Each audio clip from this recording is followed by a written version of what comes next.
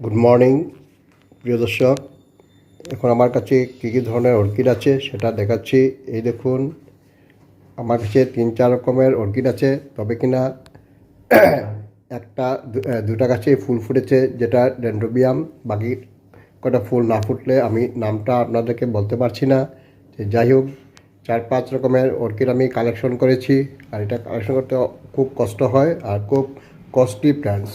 এই যে গাছটা আপনারা দেখতে পেয়েছেন ফুল ফুটেছে, সেটার দামটা এখন কমেও 400 থেকে 500 টাকা হবে। তাই সব বাড়িতে আপনারা এই গাছটা দেখতে পাবেন না, খুব কস্টলি গাছ। তারপরে মেনটেন্সটা অনেক কিছু লাগে এটা বানাতে। তবে আমি কিছু আপনাদেরকে বলছি। অর্কিডের মধ্যে যেমন মৌথ অর্কিড আছে, ভ্যান্ডা অর্কিড আছে, মার্কি ফেস্ট অর্কিড আছে, ফক্সটেল অর্কিড আছে, স্পেরোটাইফিক অর্কিড আছে, হোয়াইট মুন অর্কিড আছে, অ্যাম্বিডিয়াম অর্কিড আছে, মথ অর্কিড আছে, এইভাবে অ্যাসেটটা অনেক নাম আছে। যাই হোক, সেটা বলে শেষ করা যাবে না। খালি জাস্ট এগুলো দেখিয়েছি। এটা ফ্যামিলি হচ্ছে অর্কিডেসি ফ্যামিলির গাছ।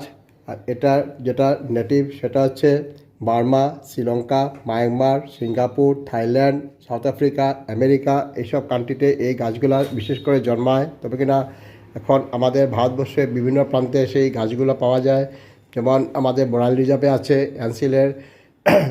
অ্যান্সিলও সেই গাছটা পাওয়া যায়।